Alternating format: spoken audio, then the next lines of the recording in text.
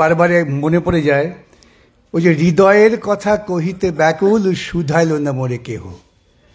সংবিধান এত কথার দরকারটা কি? শুধুমাত্র প্রিয়াম্বলটাই যদি আমরা উপলব্ধি করি তাহলে দেখব এর প্রাসঙ্গিকতা কোনোদিনও শেষ হবে না। প্রিয়াম্বল হচ্ছে ভারতবর্ষের হৃদয়, এবং এটা আপনারা সকলেই জানেন যে সংবিধানের সব আলোচনার পর সব শেষে প্রিয়াম্বলটা লেখা হয়েছিল। তাহলে ভারতের হৃদয়টা কি? We the people of India. We Hindus বললো না তো, হিন্দু তো সংখ্যাগরিষ্ঠ। এখন তো হিন্দু বাঁচাও চলছে, হিন্দু ভাই ভাই চলছে। তো আমি একজনকে জিজ্ঞেস করেছিলাম, ভাই হিন্দু ভাই ভাই করছো, কোন হিন্দু? কার ভাই? ব্রাহ্মণের ভাই দলিত, সেও হিন্দু। তখন বলে তোমার খালি কাজ হচ্ছে এইসব কথা বলা। তাহলে we the people of India যদি হই, তাহলে ভারতবর্ষে যে ভৌগোলিক পরিসীমা তৈরি হয়েছিল ব্রিটিশ সাম্রাজ্যবাদ যাওয়ার সময় কেটে দিয়ে গেছিলেন, তার প্রতিটা মানুষ এবং ভারতবর্ষের যে বৈচিত্র্য তা নিয়ে তো আমাকে বলতে হবে না, তো রবীন্দ্রনাথ ঠাকুর বলে গেছেন কত যুগ আগে। সখুন্দল মোগল পাঠান এক দেহে হল লীন, কেহ নাহি জানে কার আহ্বানে কত মানুষের ধারা, দুর্বার স্রোতে এলো কোথা হতে সমুদ্রে হলো হারা। সখুন্দল মোগল পাঠান দ্রাবিড় চীন, কোথায় দ্রাবিড় কোথায় চীন কোথায় সখুন, বহু মানুষ এসছে ভারতবর্ষে। মানুষ মূলত যাযাবর, মানুষ কখনো এক জায়গায় থাকে না। এখন বিশেষ করে পশ্চিমবঙ্গে, কেন ভারতবর্ষে, ত্রিপুরাতেও আমি দেখছি অনেক একটু লেখাপড়া শিখলে পরে কাজের সুযোগ বাচ্চারা চলে যাচ্ছে ব্যাঙ্গালোর, হায়দ্রাবাদ। সে তো ব্যাঙ্গালোরের বাসিন্দা হয়ে যাচ্ছে তো। এখন তাকে আপনি বিদেশি বলবেন নাকি? ঠিক এইরকম ভাবেই মানুষ যাযাবরত্ব বলেই বিভিন্ন বর্ণের, বিভিন্ন ধর্মের, বিভিন্ন মানুষ বিভিন্ন জায়গায় বসতি স্থাপন করেছেন। এই সাম্রাজ্যবাদী পুঁজিবাদী চিন্তার আগে তো দেশ বলে কিছু ছিল না, সীমান্ত বলে কিছু ছিল না। এই কয়েকদিন আগে দেখবেন আমাদের এই শুভাংশু, তিনি আকাশে গিয়ে প্রধানমন্ত্রীকে বলছেন, কেন সীমারেখা নেই? আমি লিখেছিলাম প্রধানমন্ত্রী কি কথা বোঝেন? তাহলে এই অংশের যে মানুষ তারা ঠিক করলেন we the people of India, আমরা আমাদের সংবিধান দিলাম, লেখা আছে we the people of India give আনটু ourselves this constitution. তাহলে আমরা লড়াই করে এই সংবিধানটা আদায় করলাম। সংবিধানটা আদায় করলাম, লক্ষ্যটা কি? দেশটাকে কোথায় নিয়ে যাব? দেশটাকে আমরা নিয়ে যাব একটা নির্দিষ্ট লক্ষ্যে। লক্ষ্যমাত্রাটা ওই আধপাতার প্রিয়াম্বল, তাতে এত স্পষ্ট করে বলা আছে যে কেউ চেষ্টা করলেও সেই জায়গা থেকে বেরোতে পারবেন না। বলা আছে আমরা চাই ইকোনমিক জাস্টিস। ইকোনমিক জাস্টিস কে চান না? একমাত্র ধান্দাবাজ পুঁজিপতিরা ছাড়া। এবং পুঁজিপতিদের কিছু দালাল আছে রাজনৈতিক ক্ষেত্রে। প্রসঙ্গত দেবাশিস বারবার বলছিলেন যে শাসক দল, শাসক গোষ্ঠী, তারা টাকা দিয়ে কিছু লোক পোষে। সেটা আজকে আপনাদের সামনে পরিষ্কার। ইলেকট্রাল বন্ডের টাকা সবচেয়ে বেশি কে পেয়েছে ভারতবর্ষে? বিজেপি। ইলেকট্রাল বন্ডের বিরোধিতা কারা করেছিল? তাহলে জবাব তো আপনাদের কাছেই আছে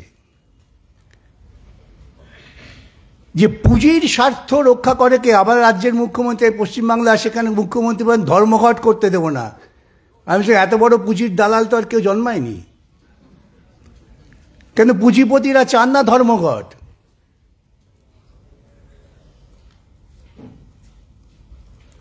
যখন ভারতবর্ষের স্বাধীনতা সংগ্রামে একটা জঙ্গি দিক ছিল, মাস্টারদা সূর্য সেন, ভগৎ সিং ইত্যাদি যারা লড়ছিলেন, মুখোমুখি লড়াই করো, সেটাকে দমন করার জন্য ইংরেজরা প্রচুর চেষ্টা করেছিলেন, জালিয়ানওয়ালাবাগ তৈরি করলেন। প্রতিবাদে রুখে দাঁড়ালেন কে? রুখে দাঁড়ালেন রবীন্দ্রনাথ, কবি একজন। সেই ইতিহাস আপনারা জানেন, আমি সেই ইতিহাসে যাচ্ছি না।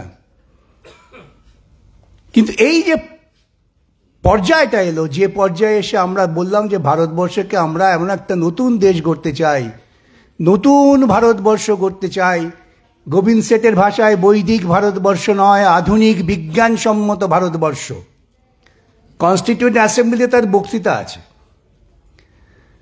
সেই ভারতবর্ষে পৌঁছতে গেলে প্রথম ধাপ কি? ইকোনমিক জাস্টিস, অর্থনৈতিক ন্যায়। তারপরে আসছে সোশ্যাল জাস্টিস।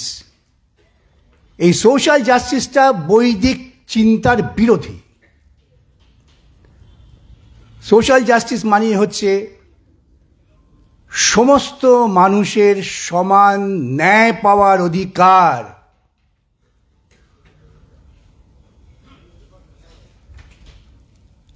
আর কি বললেন? দ্য ফ্রেটার্নিটি, আমরা প্রত্যেকে প্রত্যেকের ভাই। আমার মুক্ত চিন্তার কার্যকর করার স্বাধীনতা, liberty of thought and expression. প্রশ্ন উঠেছিল ফ্রিডম নয় কেন? Why not freedom? ফ্রিডম আর লিবার্টির মধ্যে পার্থক্য কি? আলোচনা করে শেষ পর্যন্ত ঠিক হলো, আমার তো ফ্রিডম আছে, জন্মেই তো আমার চিৎকার করার অধিকার আছে, কিন্তু আমি চিৎকার করতে পারবো কি যদি আমার গালে 3 থাপ্পড় পড়ে? তাহলে আমার লিবার্টিটা দরকার, যে আমি চিৎকার করতে পারবো, এটাকে কেউ বাধা দিতে পারবে না। That is the liberty. এবং এই liberty of thought and expression, আমি যদি চিন্তা করার স্বাধীনতা আমার থেকে থাকে, মুক্ত স্বাধীনতা, যেখানে কেউ হস্তক্ষেপ করবে না, সেটা করতে গেলে প্রাথমিক কাজ কি? শিক্ষা, যেটা খুব সুন্দর দেবাশিস বলার চেষ্টা করেছেন। তাহলে আমাকে সবাইকে বিজ্ঞান শিক্ষায় শিক্ষিত করতে হবে, এটাও আমার সংবিধানের একটা নির্দিষ্ট নির্দেশ। বিজ্ঞান কেন? যেথা তুচ্ছ আচারের মরুবালু রাশি, বিচারের স্রোতপথ ফেলে নাই গ্রাসী। হে পিতা, আমাকে সেই জায়গায় নিয়ে যাও। আচার নয়, বিচার। বিচার মানেই তর্ক, তর্ক মানেই বিজ্ঞান। যা বিভিন্ন যুক্তি তর্কের মধ্য দিয়ে সিদ্ধান্তে পৌঁছানো যায়, সেটাই বিজ্ঞান। জল মানে H2O, এটা বৈজ্ঞানিক প্রক্রিয়া। এটা আজকে এখানে যেমন সত্য, তেমন আফ্রিকার জঙ্গলেও সত্য। সন্তান জন্মের প্রক্রিয়া এখানে যেমন সত্য, তেমন পৃথিবীর যে কোনো প্রান্তেই সত্য। জীববিজ্ঞান, বিজ্ঞান। এই যে বৈজ্ঞানিক বিশ্লেষণাত্মক চিন্তার মধ্য দিয়ে আমি যদি এগোতে পারি, তাহলে একটা দেশ এগোয়। এবং সেটা কি করে সম্ভব? সেটা আমাদের ওই প্রেম বলে বলা আছেন, যেটা পরবর্তীকালে ফান্ডামেন্টাল রাইটসে বিধৃত করা হলো, প্রত্যেকের অধিকারকে রক্ষা করতে হবে। মাইনরিটি শুধুমাত্র ধর্ম নয়, মাইনরিটি ভাষা, কৃষ্টি, এই সবকে রক্ষা করতে হবে। তুমি বাড়ির গার্জিয়ান হয়েছ, তুমি শুধুমাত্র বড় ছেলেকেই একটু যত্ন করবে আর ছোটটা দুধ করবে, তা তো হতে পারে না। সরকার তো হচ্ছে অভিভাবক। যে সরকারকে আমরা নির্বাচিত করব, সেই সরকারকে এই সাংবিধানিক লক্ষ্যের দিকে এগিয়ে নিয়ে যেতে হবে। আমরা কি আজও ইকোনমিক জাস্টিস পেয়েছি? Social justice? 2 দিন আগে আমি দেখলাম উড়িষ্যাতে একজন দলিতকে ধরে মাথা কামিয়ে ছেড়ে দেওয়া হয়েছে। কেন? সে ব্রাহ্মণ মেয়ের সঙ্গে তার প্রেম হচ্ছিল। প্রেমের ক্ষেত্রেও দলিত এবং ব্রাহ্মণ। এটা তো ভারতবর্ষে এইরকম ব্যভিচার মানুষের হয়তো গোপন ছিল, কিন্তু চাপা ছিল সামাজিক চাপে। আজকে সামাজিক চাপটা, প্রশাসনিক চাপটা নেই, তাই এখানে বেরিয়ে আসছে। আমার দেশে একজনের ফ্রিজের ভেতরে গরুর মাংস আছে, সেই জন্য তাকে পিটিয়ে মারা হচ্ছে। তো সংবিধানের প্রাসঙ্গিকতা কি কমে গেল নাকি, না বাড়লো? সংবিধান তো আমাকে এই অধিকার দিয়েছে প্রত্যেকের নিজস্ব ধর্মাচরণ, নিজস্ব বিশ্বাস, নিজস্ব ভাষা তাকে রক্ষা করতে হবে, তার সেটা কার্যকর করার অধিকার আছে। তাদের প্রাসঙ্গিকতা থাকছে। আজকে ভারতবর্ষের যে সম্পদ, সেই সম্পদের অধিকাংশ রয়েছে কিছু লোকের হাতে, আর অধিকাংশ ভারতবাসী ভিক্ষান্নর উপর নির্ভর করছে। আমার শব্দটা মাফ করবেন, কিন্তু ঘটনা এটা। তা না হলে সরকারদের এই সমস্ত প্রকল্পের দরকার কি? সরকার তো প্রাথমিকভাবে দায়িত্ব নিয়ে একেবারে উচ্চ স্তর পর্যন্ত শিক্ষাকে অবৈতনিক করবে, বাধ্যতামূলক করবে এবং মানুষের স্বাস্থ্যের গ্যারেন্টি দেবে। এটা তো সরকারের কাজ, সেটা সরকার করতে পারছে না।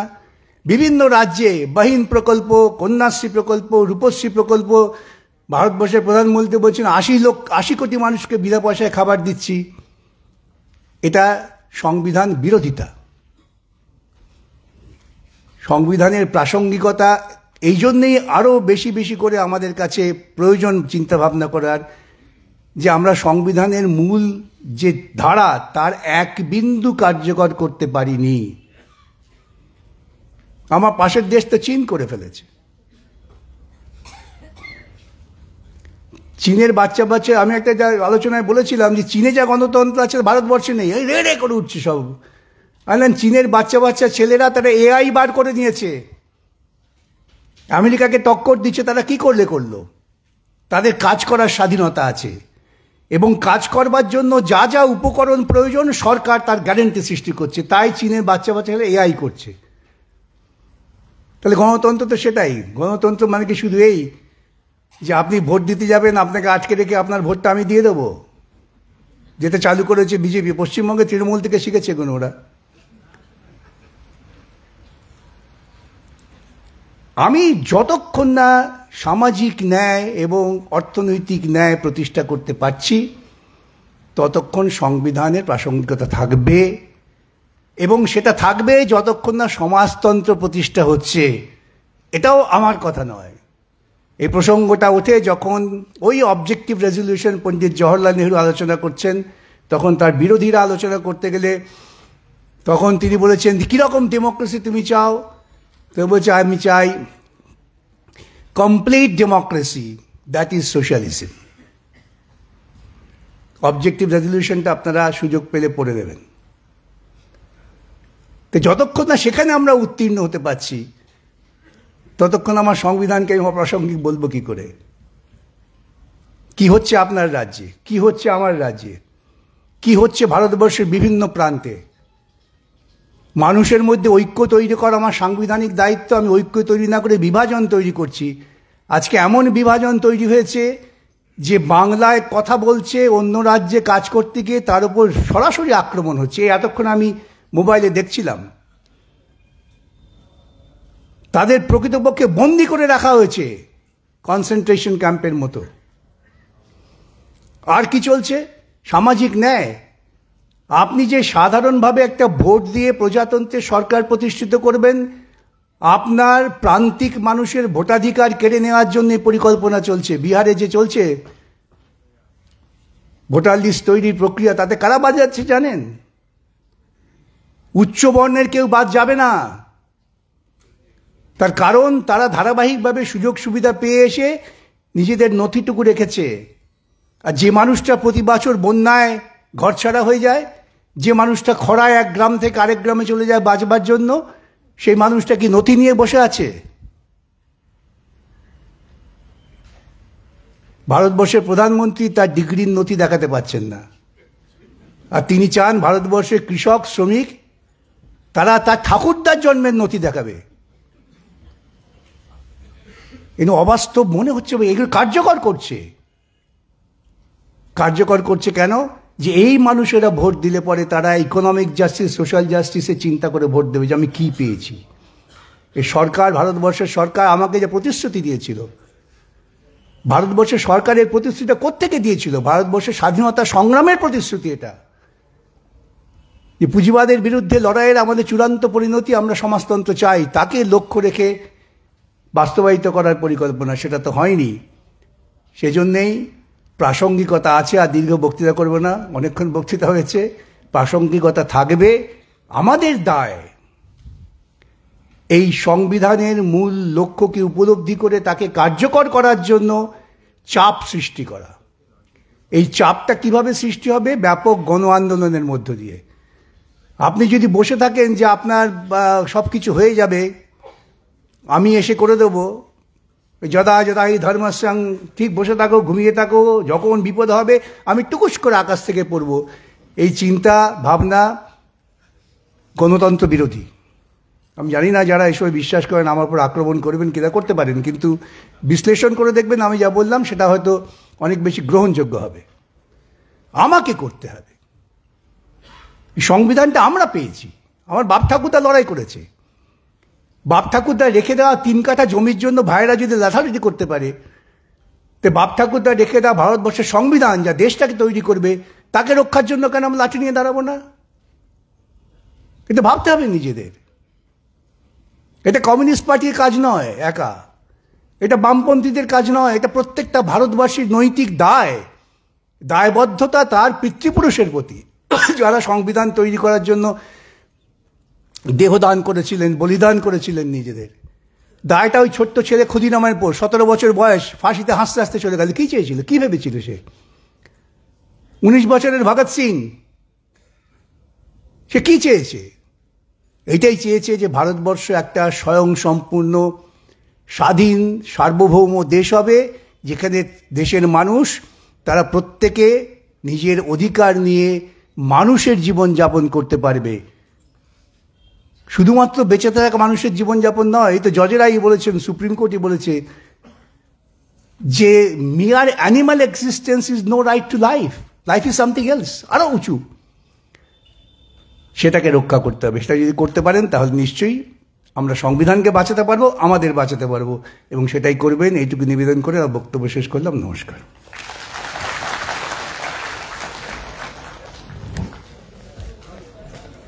নমস্কার, শুভ অপরাহ্ন। আপনারা এতক্ষণ